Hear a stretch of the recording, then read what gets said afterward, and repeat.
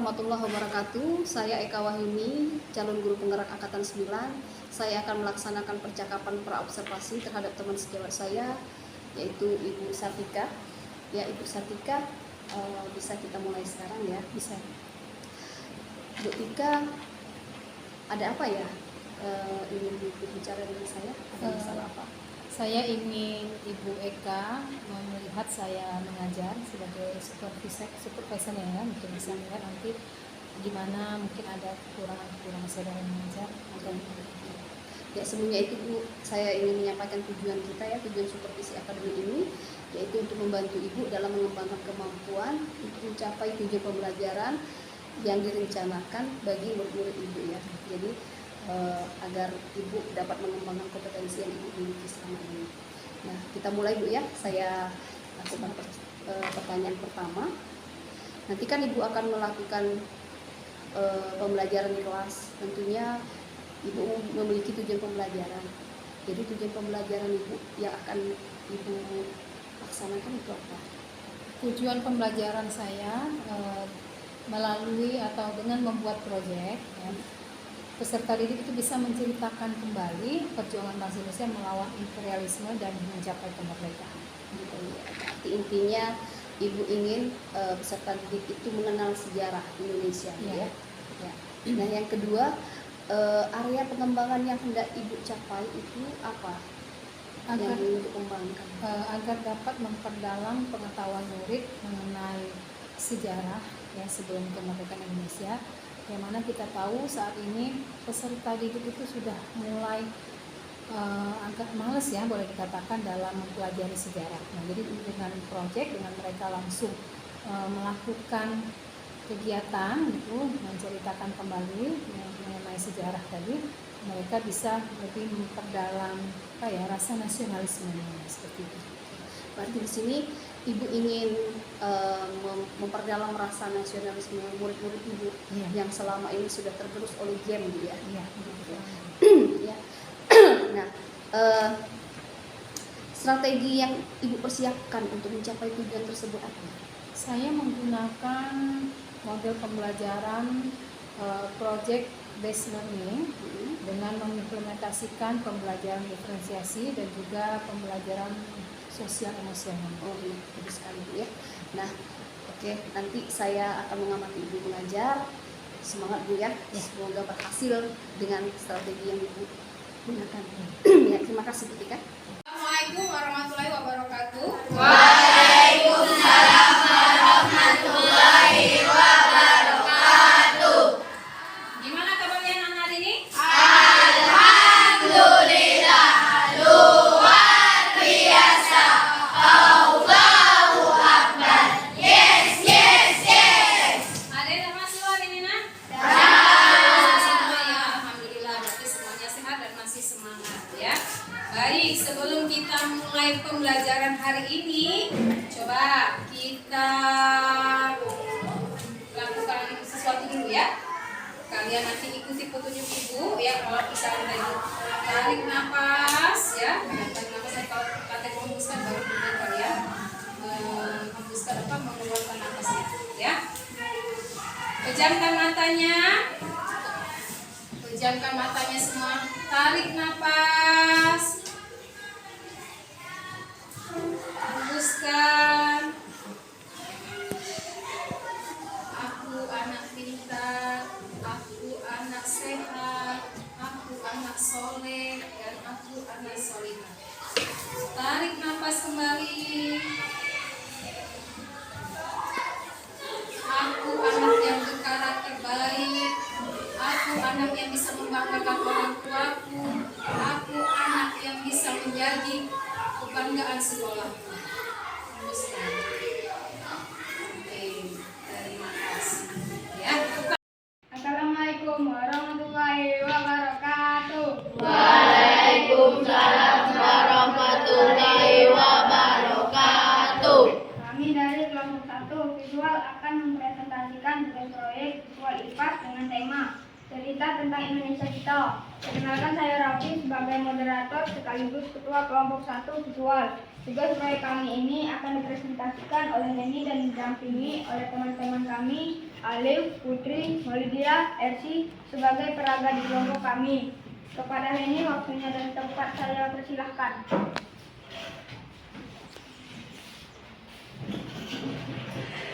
Kedatangan bangsa-bangsa asing ke Nusantara.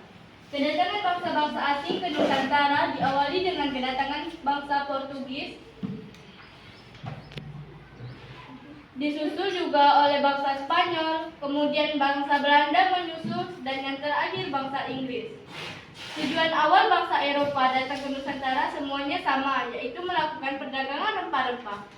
Lalu kemudian mereka semua ingin menguasai jalur perdagangan di Nusantara dan menguasai daerah penghasil rempah-rempah. Akan tetapi, bangsa Spanyol mempunyai tujuan lain, yaitu gold, glory, dan gospel. Gold mencuri kekayaan, glory memburu kekuasaan, gospel menyebarluaskan agama. Kedatangan bangsa asing ke Nusantara pertama kali bangsa Portugis.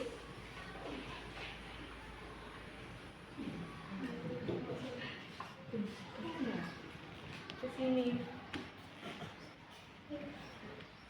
Lalu disusul oleh bangsa Spanyol.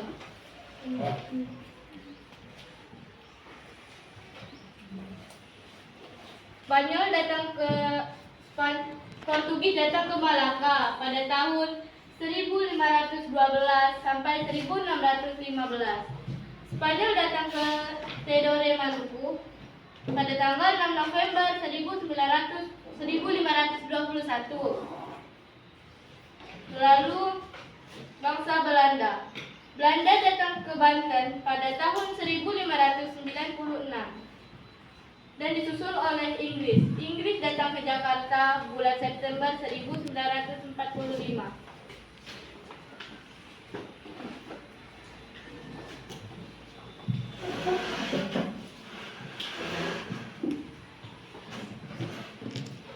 Memasuki kekuasaan bangsa Belanda di Indonesia.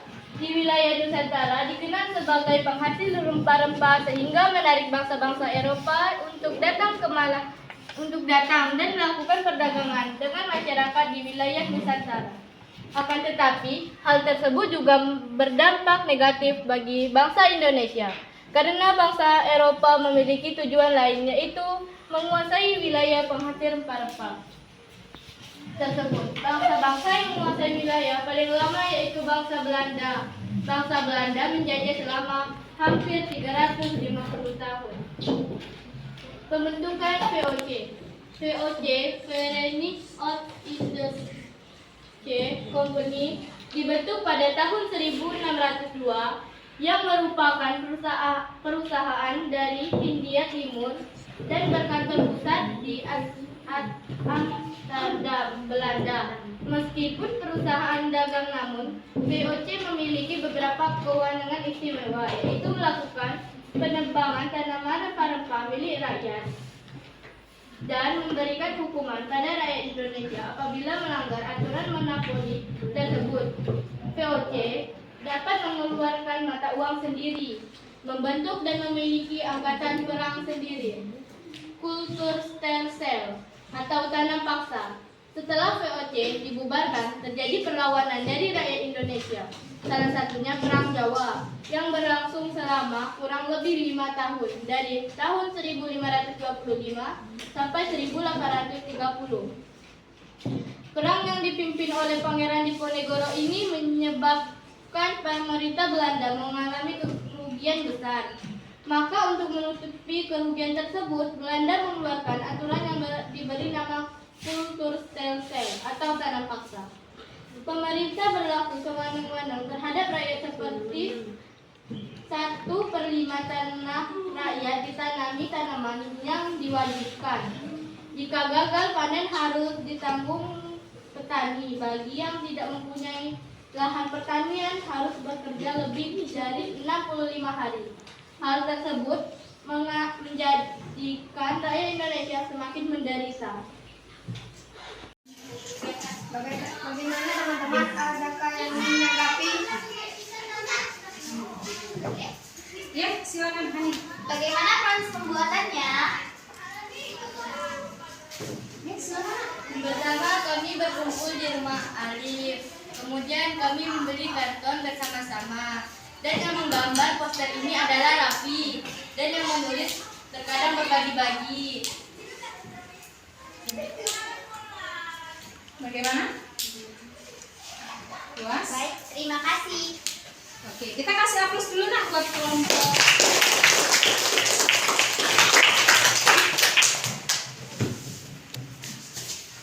Sekian dari kelompok kami tutup. Wassalamualaikum warahmatullahi wabarakatuh. Waalaikumsalam warahmatullahi wabarakatuh.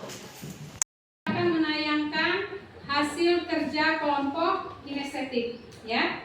Kita perhatikan, kita simak bersama-sama, kita dapatkan hasil kerja teman-teman.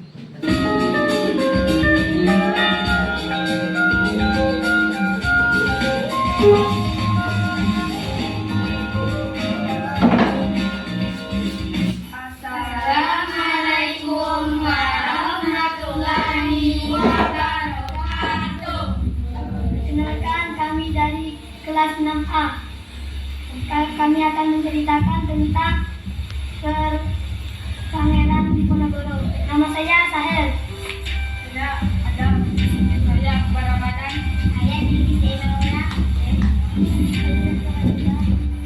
Pemerintah Belanda melahirkan konflik baru di lingkungan.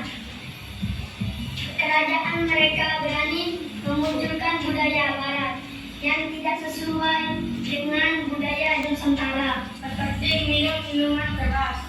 Belanda juga membuat kebijakan baru dengan menaikkan pajak serta berani Selanjutnya Ibu akan menayangkan kelompok kinestetik yang kedua. Ya, kita perhatikan bersama-sama.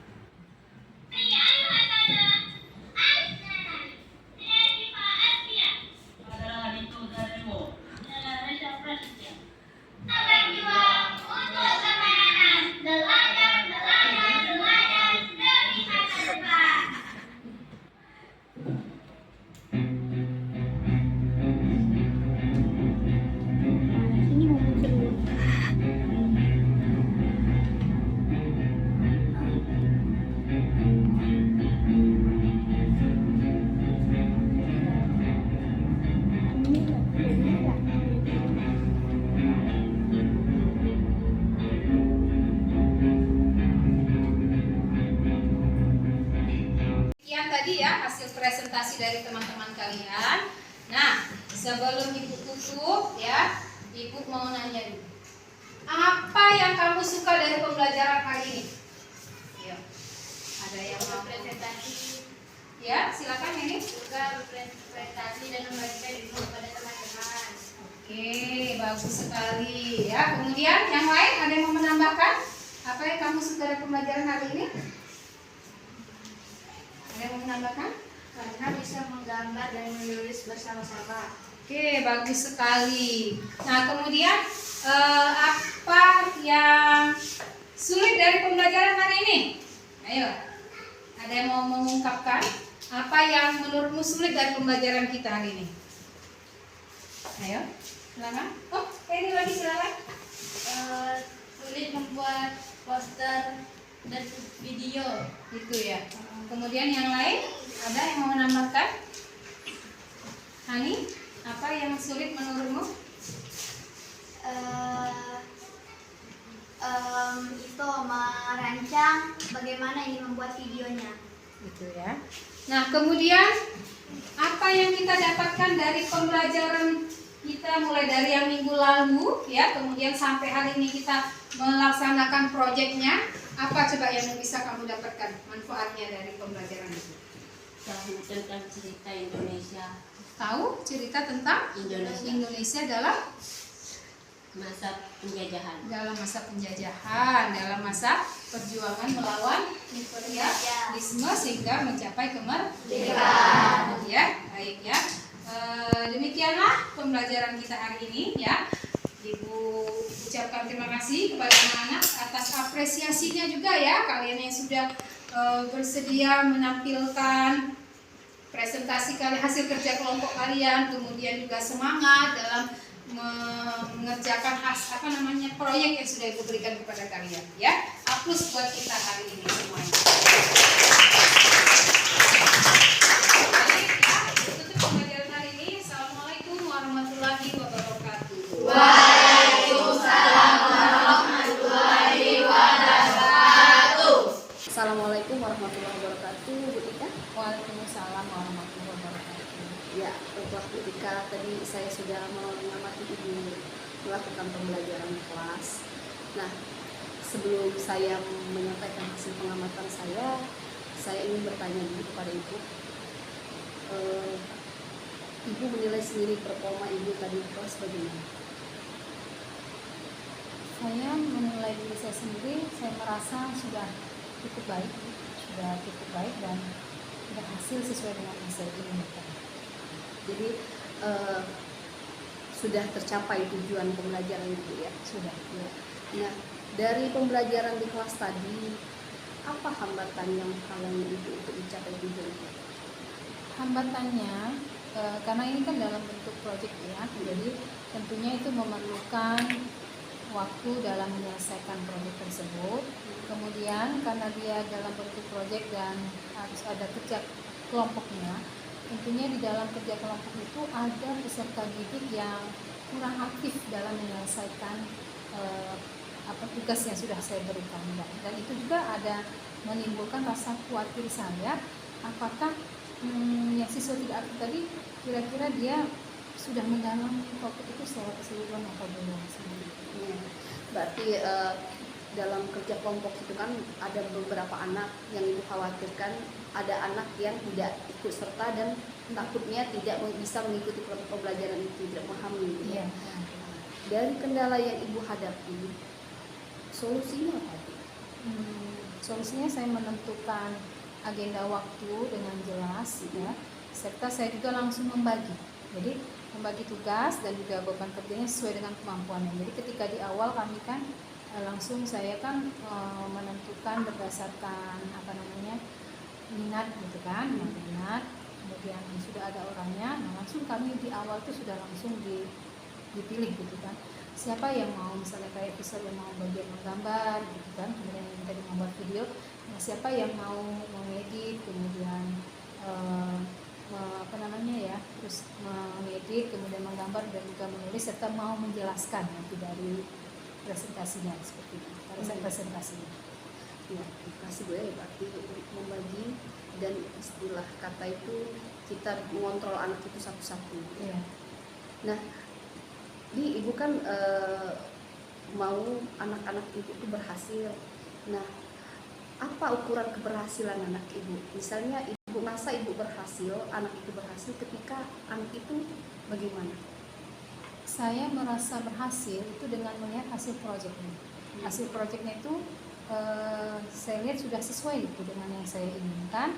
Kemudian mereka juga bisa menampilkan hasil dari kerja kelompok itu melalui presentasi. Jadi presentasinya sudah disampaikan dengan jelas dan juga tepat begitu seperti yang saya inginkan seperti itu.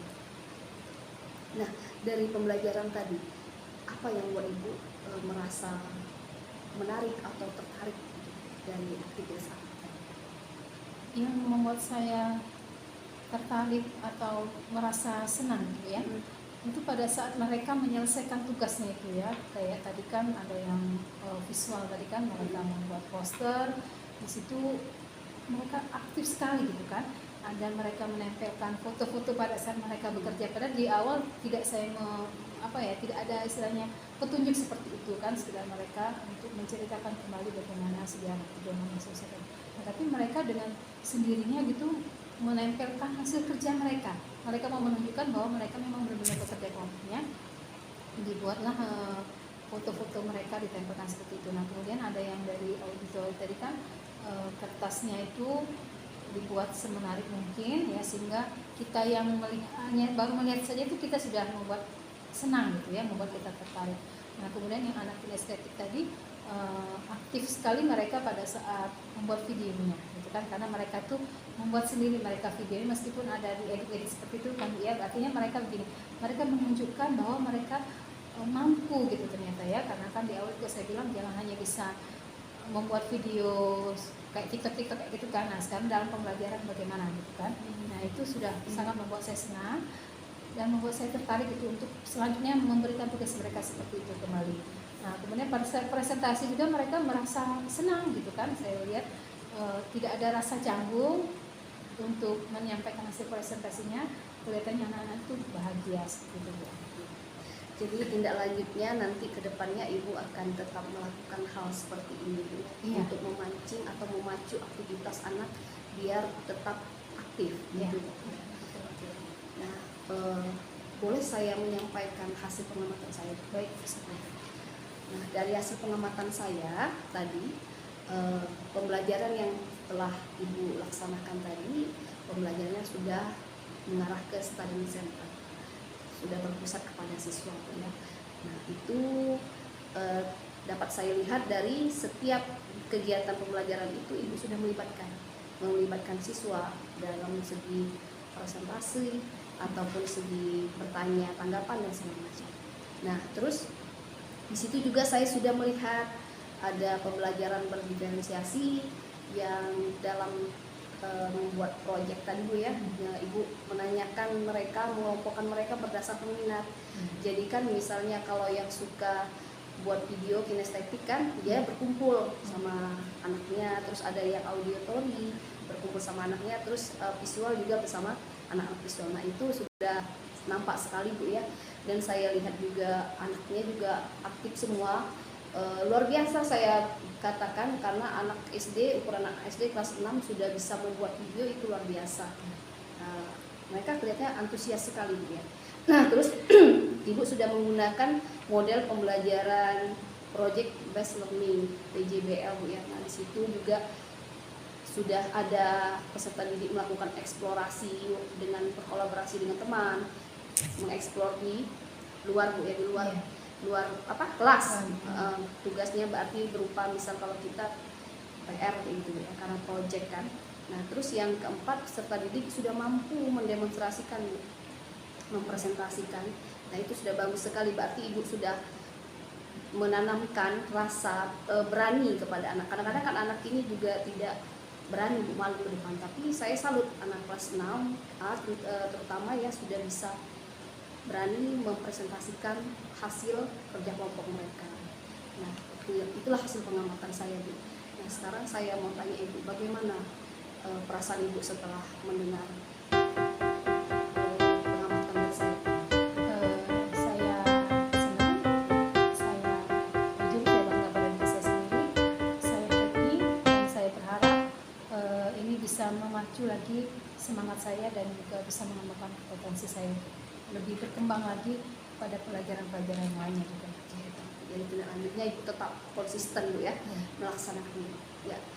Terima kasih Bu, semangatnya, antusiasnya. Saya berharap ini tetap berjalan sedemikian rupa, sebaik mungkin, tetap konsisten, tetap semangat, tetap melakukan hal yang terbaik.